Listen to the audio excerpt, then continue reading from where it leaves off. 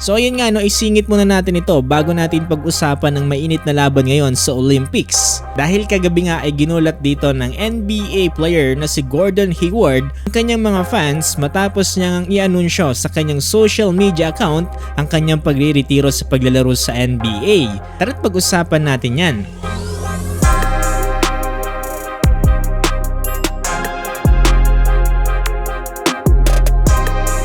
So ito na nga no, after 14 years na paglalaro sa NBA, tuluyan niya na ngang isinarado ang pintuan dito nga sa paglalaro ng basketball. Gabi nga lang ay naglabas ng sulat itong si Gordon Hayward na kung saan pinapapalooban ng kanyang pasasalamat sa kanyang magulang, kaibigan, co-players, coaches, ilang mga personalidad na tumulong sa kanya dito sa kanyang journey sa paglalaro ng basketball. Sa totoo niyan ay 34 years old pa lamang itong si Hayward at itong nakarang NBA season ay muli ring umingay ang kanyang pangalan matapos nga siyang umalis dito sa Charlotte Hornets at pumunta nga siya dito para naman sa Oklahoma City Thunder. Halos nasa kalahati na rin itong nakarang NBA season yung na-acquire nga dito ng OKC itong si Hayward. Saktong-sakto nga rin yung pagkadating niya, nakuha nga dito ng OKC Thunder ang number 1 seed dito nga sa Western Conference bago pa nga sila ma-eliminate dito nga sa second round. Pero sa kabila nga ng pagkuha nila dito kay Hayward ay malungkot na balita na hindi ito nakapuntos ng kahit isa lamang dito nga sa kanilang naging playoff run. Pero ang sinagot nga dito ng general manager ng OKC Thunder na si Sam Presti, siya nga daw dapat ang sisihin dito dahil unti-unti niya pa nga daw sinusubukan na matutunan yung pace dito nga ng team. Pero kung iisipin, ano nga ba talaga ang pinakanaging root, pinakadahilan ng unti-unting pagkababa dito ng puntos at minuto ni Gordon Hayward sa NBA?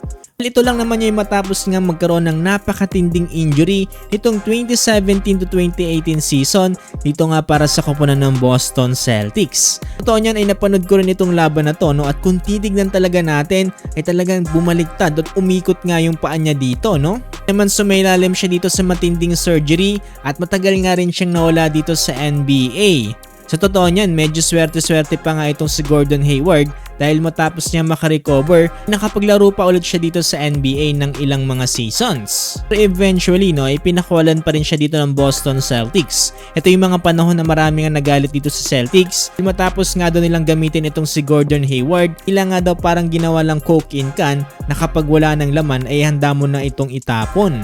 Dito na nga yung ipinadala siya dito para sa Charlotte Hornets na kung saan kapalit ng mga ilang second round picks. Itong nakarang mid-season ng NBA, muli siya na trade para dito sa koponan ng OKC Thunder kapalit nila Tremont, Davis Bertans, Vasilij Micic at 2 second round picks. Sa loob nga ng 14 seasons at 4 NBA teams kasama na nga dito yung Utah Jazz ay nag-average nga itong si Gordon Hayward ng 15 points, 4.4 rebounds, 3.5 assists sa loob yan ng 835 regular season games. Kapaglaro din siya ng isang beses ng isang All-Star game.